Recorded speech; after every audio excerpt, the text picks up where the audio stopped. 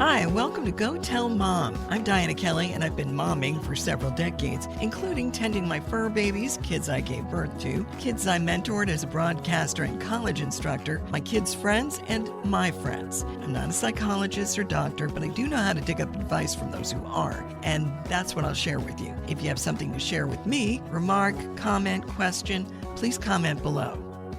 All it takes is a couple of gray days to send warning signals off in the heads of parents. What are we gonna do with the kids?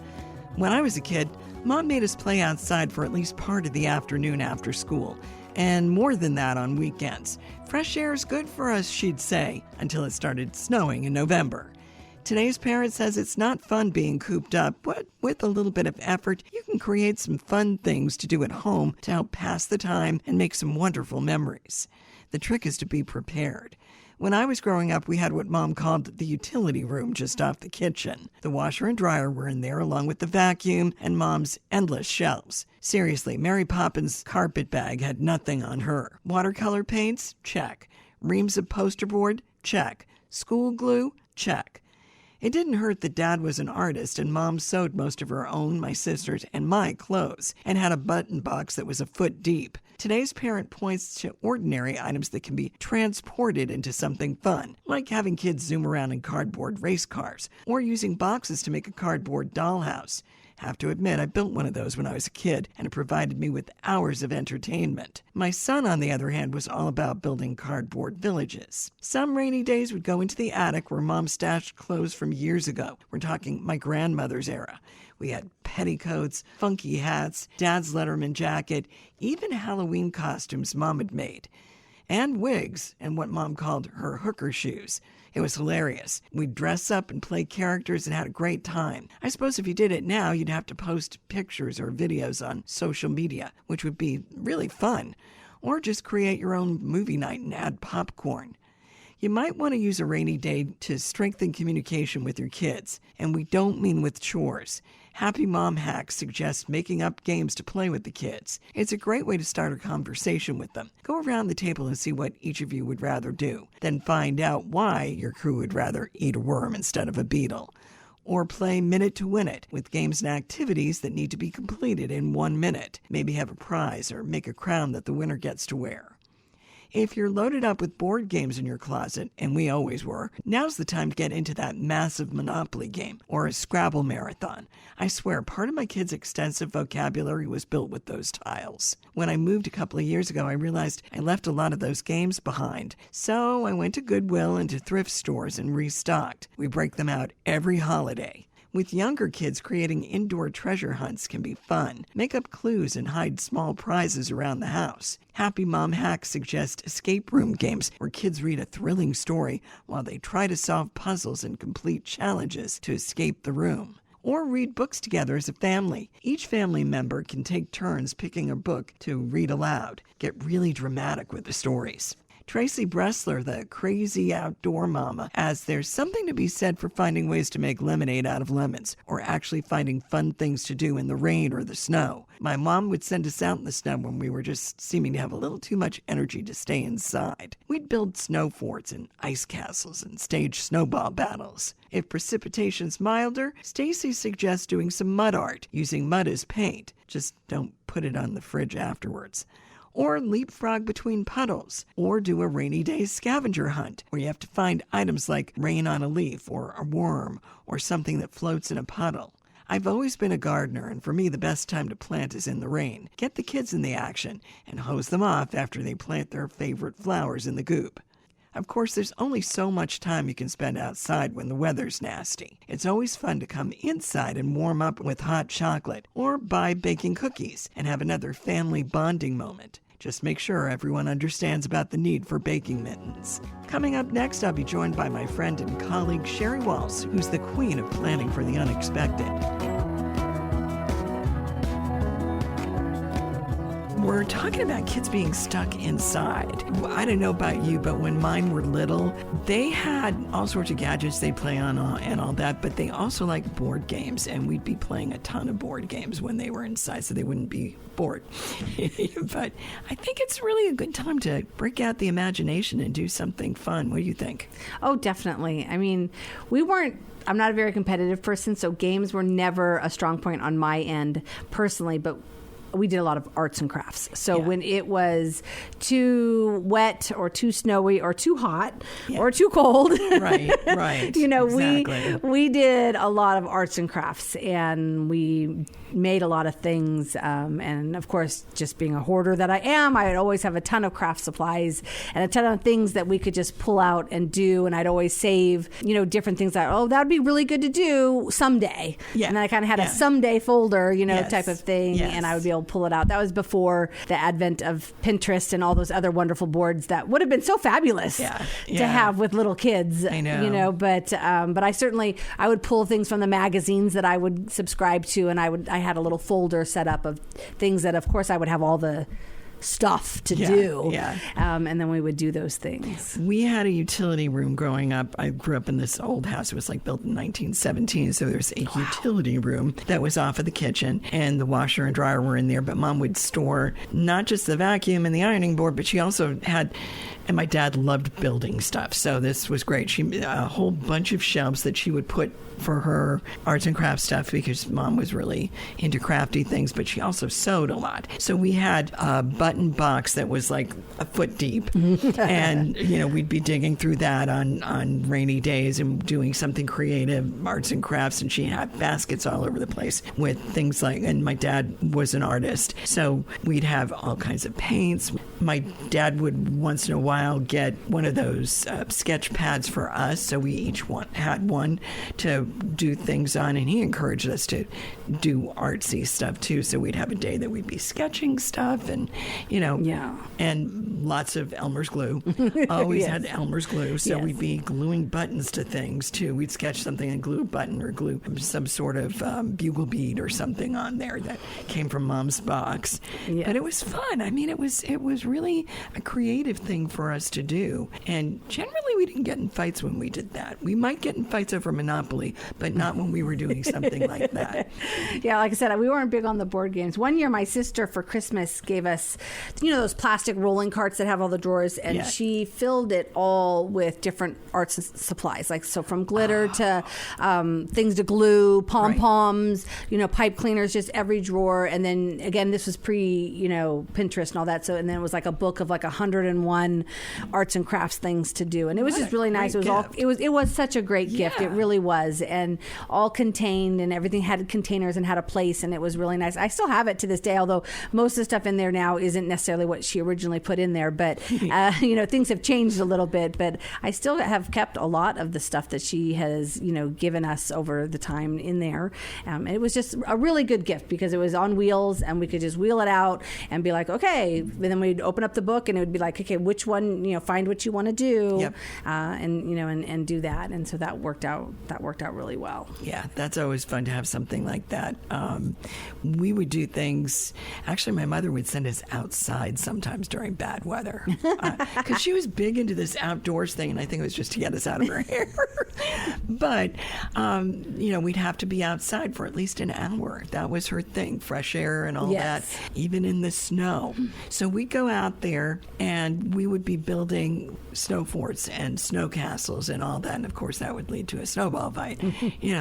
But it was, again, it was trying to be creative and do something creative. Yes. Well, certainly during the snow, my kids would want to go out, of course. Well, Tennessee doesn't get that much snow. No. So when it was a true snow day and there was snow on the ground, they had no problem going outside, and they would come in and they'd take off all their stuff. We'd hang it in front of the fireplace, and then by the time it was dry, they would be ready for round two. Right. And they'd go back outside and do that. And we used to try to do food coloring in squirt bottles, and they would be able to write. And we had bought several molds where you can stuff the the snow in, and it'll come out looking like a penguin, or it'll come out looking like whatever. And so over the years, we had bought a few things like that. So certainly snow days, I would say, were probably never an issue with stuff to do. But rainy days where we weren't, especially when the kids were little and we weren't going to do something and it was wet and muddy, and honestly, it was just more of a headache to go outside and do something. It wasn't always necessarily that the weather was so bad that we couldn't be outside. It was just sometimes the headache of all that wet clothing and all of that was just sometimes more than I would want to deal with on a given day, right? So sometimes it was just the fact that it would be just an ordeal that really would create us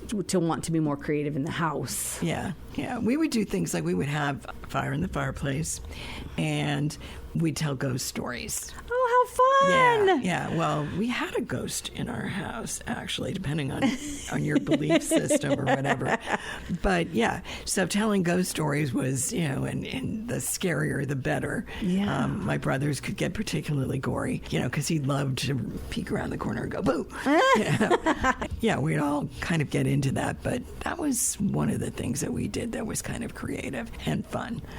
But we had a couple traditions when it came to snow. Like anytime it snowed, well, again, most of the time it was a snow day that wasn't truly a snow day. Yeah. But if we were home and it was considered a snow day, we always made chocolate chip cookie dough and froze it. We never made the cookies. We just made the dough. All my kids loved to eat the dough. And so that was we would always do that. Everybody else would be out buying milk and bread, and I'd be making sure there was chocolate chips. Yep. And we had, enough sugar and flour to make chocolate chip cookie dough, because that was the one tradition that we did. Yeah. We do that too. We'd make cookies, but my daughter liked to make snickerdoodles. So Austin and I would be making the chocolate chips, and she'd be making the snickerdoodles. So, and it was good because, then we try to pack them up and freeze them and so they weren't eating them all at once, because we make a lot of them. But it was fun. They got a chance to do something really cool.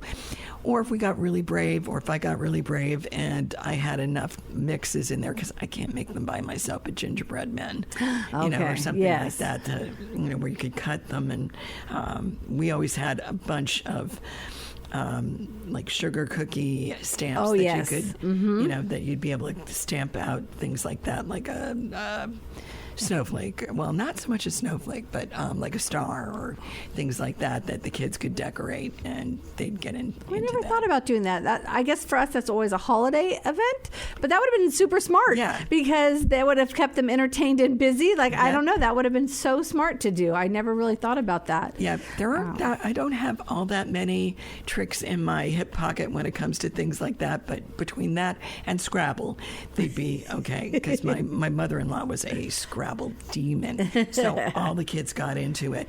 And it was one of those things that it wasn't like you would be doing something mean to each other. You were just trying to build off of each other, which I thought was kind of cool. Yeah. And I swear my kids developed a really good vocabulary just by I would imagine Scrabble, so. Yeah. And they do it quite a bit. And my mother-in-law used to say that. She's like, ever since I got into Scrabble, this is something that, I look in books now like I'm playing mine. You're like, that's a good word. Yeah, I'm going to remember that one. Exactly. She would do that, which I always thought was funny. But yeah, and the kids would really get into that. They'd think that was fun and not going to beat you over the head because, you bought Park Place. Yes. Kind of fun. But yeah. Because, they would play Monopoly, but Monopoly has always been that game that we try not to play too often, because it gets rather, let's just put it this way, people aren't always in the best mood after they play it. I can't play that game. It is too long. I don't have the patience or the focus for a game that is that long. So we never played that one. No. I think it was harder when the kids were in middle school, maybe early high school, because then they wanted to be on their devices. Right. And and then to spend 8 hours on your phone or your Game Boy, depending on what year they were, was difficult. What happens when everything's out, when the power's out and all that? So, that's when we pull out everything else. Of course, you can't do the baking thing, right? But you can do the fireplace and the, that kind of thing. And when I was a kid, we had an old-fashioned popcorn popper, so to put one of those over the fireplace was kind of cool. Which I think my dad sold at a yard sale or something like that later on after we got bored with it. But yeah, I mean, those kind of things are always fun. And I look out for those whenever I'm at a thrift store or an antique place or something like that. I'm looking for like one of those old fashioned popcorn poppers because I think it would be fun. The next time the kids are around for the holidays, we could always do that. Do something like that. Yeah, that would be fun. But I think it's just, I don't know. I think it's trying to be creative. At one point, before the kids were in high school, they were really into reading. And so when we would get into fall, we would always go to McKay's, the half-off bookstore, and they would buy books that I knew they wouldn't be reading during the school year because they don't have time. Right. But if we had a down day, they would have something to do. And I really tried to encourage them not to spend all their time in their room because I was bored. I wanted something to do too.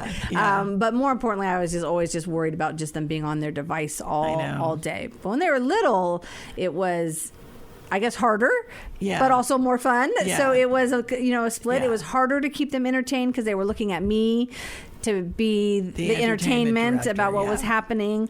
But then on the flip side, it was, I think we built a lot more memories when they were little about those, engaging with each other and making things. And I'm always into themes. So if it was something happening, it'd be a theme, and we would try to find stuff to do and do some type of theme because I like themes. Themes are fun, I think it makes everything better. Best theme. What's the best theme that you've worked with? Oh my gosh, we've done so many. So I'm a little crazy, and a lot of it rotated around Halloween. I love Halloween, but so not necessarily stay inside things, but like we would do, we would all dress up and do things. I don't know, I'm trying to think of specific ones for snow days and things like that, but we would have it depends on their age, but like Powerpuff Girls, they were really into that. Yep. They were really into SpongeBob. Yep. So we'd do a lot of things around like oceans and that type of stuff. Yes. So we had a lot of ocean themes going up because my youngest was very much into SpongeBob. Like her whole room, we painted a mural of SpongeBob in there.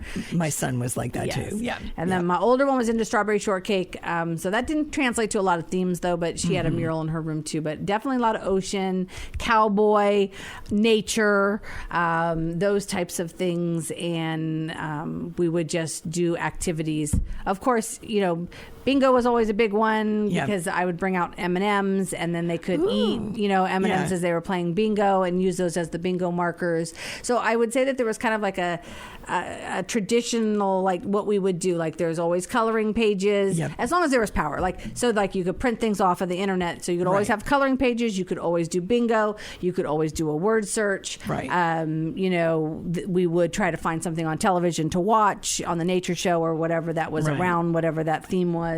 Oh, that's cool. If the power's out, then all bets are off, and then it's it's whatever. Unless you have a generator, which very few of us do. So. I didn't have one. But that's great. I mean, I wouldn't have thought of themes, but that's a great idea to be able to have a particular theme for a particular activity. Yeah, very cool. And then of course you have the appropriate refreshments with that theme. So yes, of course. And again, it just depends on if we had time to plan for the whatever was happening. Especially usually in Tennessee, a few days in advance if bad weather's coming, and we can anticipate that whether we get the weather or not, they're probably going to be home because they're going to cancel school no matter what. So there were things that we could think up ahead of time that we were prepared for. Yeah, although we did get a stray thunderstorm over the weekend that nobody was expecting. So, I mean, you can't always be prepared. But again, having stuff stashed in your cubbies and all that to be able to pull out when the kids are faced with inclement weather and a prevention of plans to go outside and do something fun outside. It's good to have something like that. Yeah. And sometimes you can even just think of places, depending how bad the weather truly is, but we used to have a membership to the zoo when the kids were little, and we would always go to the zoo in the wintertime. So, and mostly a lot of the animals were put away, but like the bug area and the bird aviation areas, those were all open, and it was warm, it was indoors. Yep. So as long as it wasn't like bad weather, like you could drive on the roads and all of that, that, then we used to spend a lot of those days at the zoo going to those parts of the zoo that were indoors. Yeah. And there was a lot of things that you could do around that, Yeah, our kids liked the zoo too when they were little. Not so much now. It's like, I'll suggest that we go to the zoo if we've got a free weekend. No, really, Mom? Okay, fine. I know you're in your 20s now, so yeah. But it's always good to be able to come up with something that not only keeps them entertained, but creates memories in the future. Yes. Yeah. And like I said, I think it was a lot easier to do that when they were little, a little harder as they got older, just because they were more torn with being on their phone and, looking at Instagram or whatever. Yeah, the internet, the evil internet. Exactly. Well, and even then, and when they started driving, again, if the weather wasn't that bad, they would usually go to a friend's house and spend the day at a friend's house, or a friend would come over sometimes, but usually they would go somewhere if it was truly just a day off because there was snow somewhere. Yeah. It just wasn't by us. Yeah, exactly. Thank you, Sheri. I knew you'd have some creative ideas for dealing with kids stuck inside. Hey, thanks for listening to this episode of Go Tell Mom, where we chew on stuff that you talk about with your mom, or maybe not. I'm Dianna Kelly. If there's something you want brought up, something you want to add, comment below, and I'll be back next week.